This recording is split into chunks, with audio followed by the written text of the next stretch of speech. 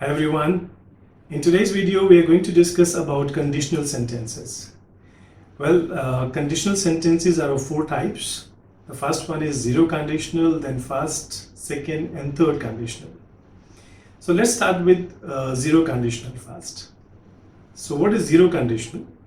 Well, zero conditional sentences are about general truth.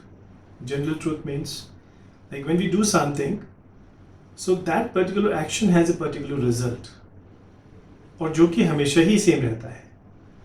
तो एक general truth की बात होगी कि अगर हम ऐसा करते हैं तो एक ये रिजल्ट आता है कि अगर फ्रिज में पानी को रख दें तो वो आइस बन जाता है, मिल्क को बॉईल ना करें तो ख़राब हो जाता है. तो अगर हम ये काम करें या ये काम ना करें तो उसका एक रिजल्ट है जो हमेशा आता है.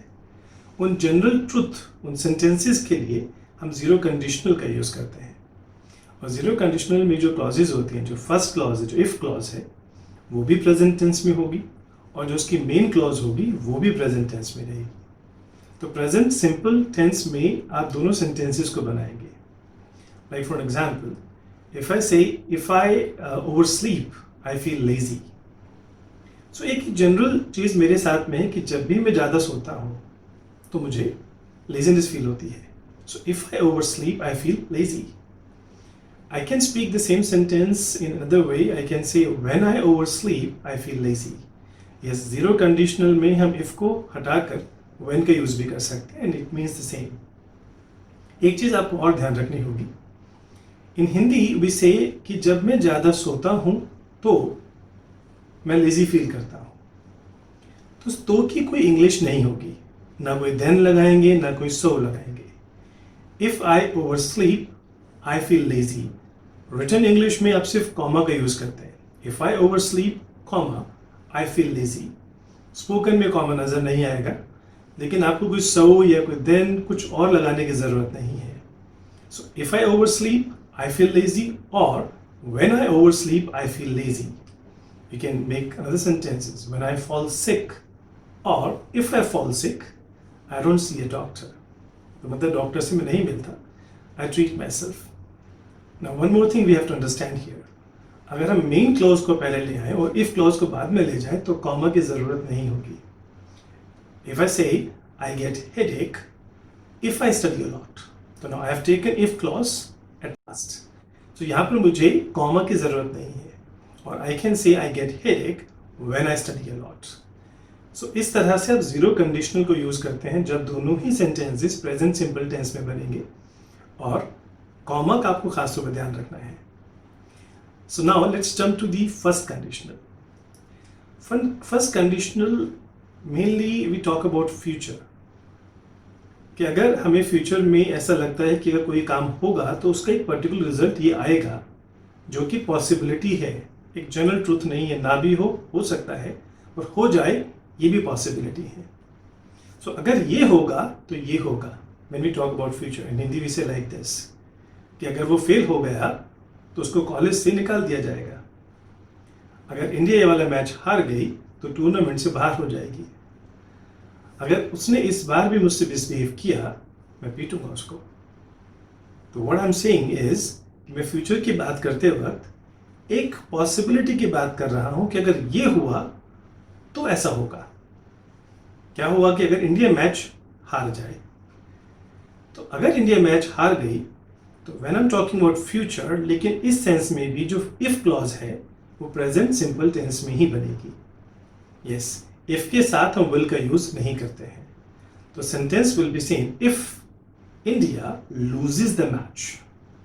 If India will lose the match मैं ये नहीं कहूंगा. If India loses the match India will be out of the tournament. Again comma तो की जगह वहां लगेगा. अगर कल बारिश हुई तो मीटिंग कैंसिल हो जाएगी. तो अगर कल बारिश हुई, if it rains tomorrow. If it rains, because I am talking about future, तो मैं यहाँ पर प्रेजेंट सिंपल टेंस को ही यूज करूंगा. If it rains tomorrow, so क्या होगा? Meeting will be called off और meeting will be cancelled. Cancel की जगह हम चाहें तो कॉल्ड ऑफ का यूज कर सकते हैं. तो if it rains tomorrow meeting will be called off. If India loses the match India will be out of the tournament. अगर उसने मुझसे फिर से मिसबिहेव किया अगर मैं फ्यूचर की बात कर रहा हूँ इफ ही मिसबिहेव्स विद मी, अब जो मैं करूँगा वो मेरा फ्यूचर एक्शन होगा, आई विल। अब जो भी मैं करने की बात करें वो मेंशन कर सकते हैं कि अगर ऑफिस में मैं अपने एम्प्लॉय को वार्निंग दे रहा हूँ कि अगर तुम कल फिर लेट आए तो मैं तुम नौकरी से निकाल दूंगा। Now if you look at the possible situations in future, we mention like this, if you come late tomorrow I will fire you. Number of sentences you can make.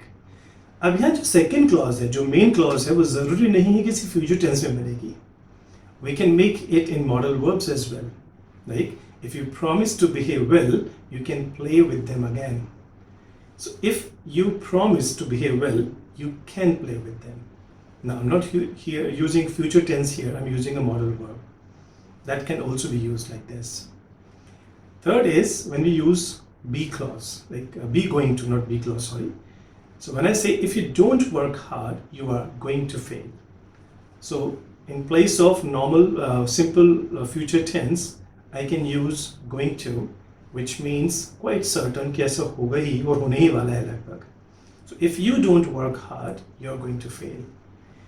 So this is first conditional when we are talking about something which may happen in the future and which is likely to happen if it happens.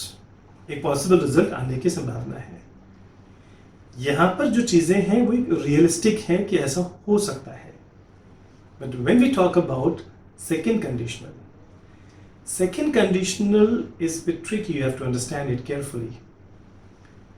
Second conditional is about hypothetical situations जहाँ पर हमें उस बात के होने की उम्मीद बहुत कम है.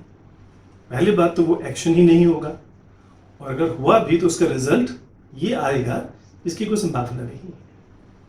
It's unrealistic hypothetical situation.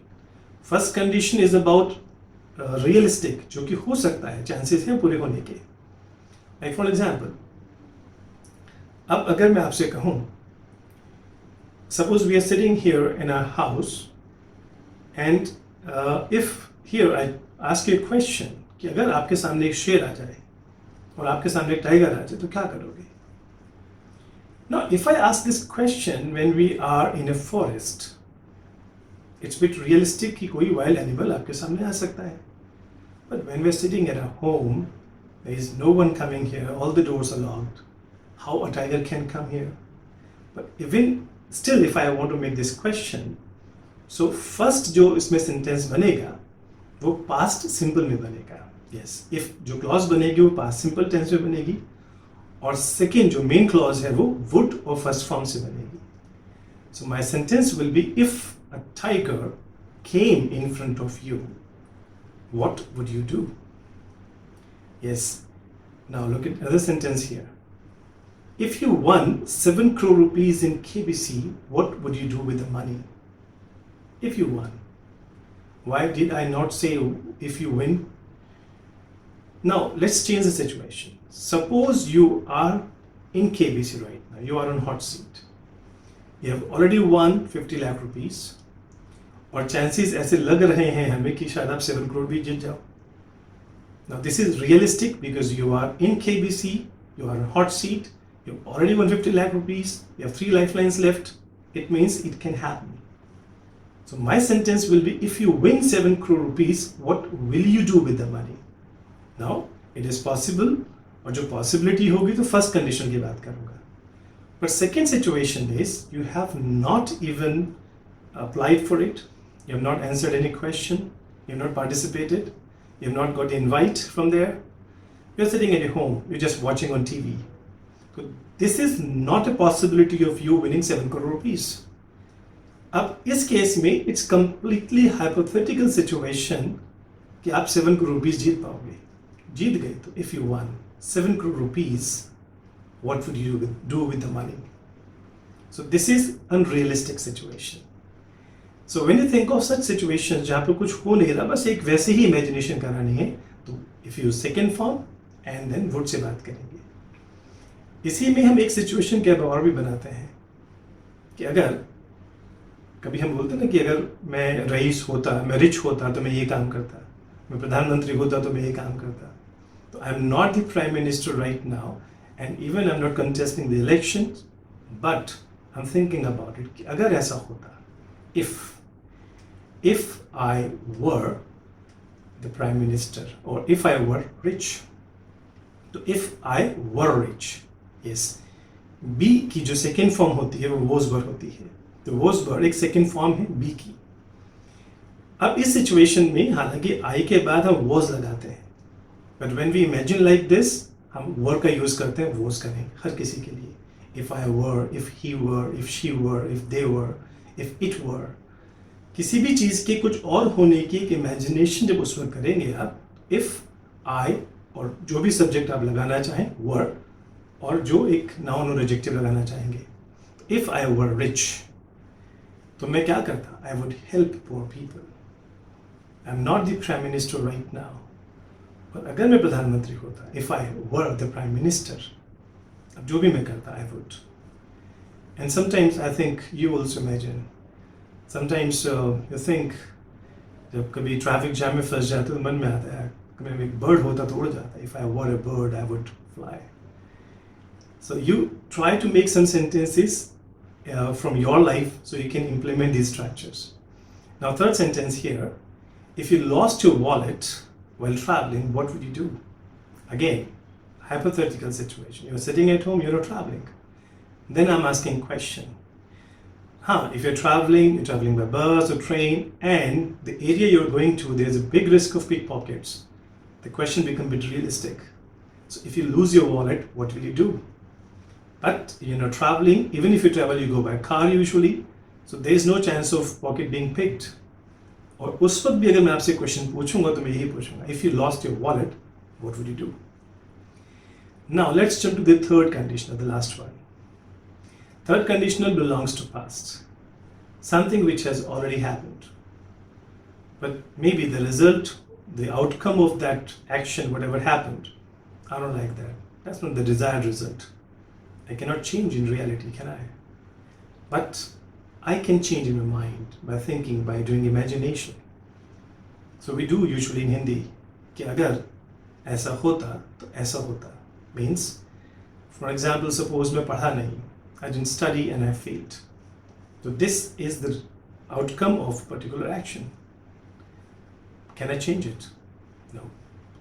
But we do think about it कि ये जो रिजल्ट आया क्यों आया, क्योंकि मैं पढ़ा नहीं, और अगर पढ़ लिया होता तो पास हो जाता।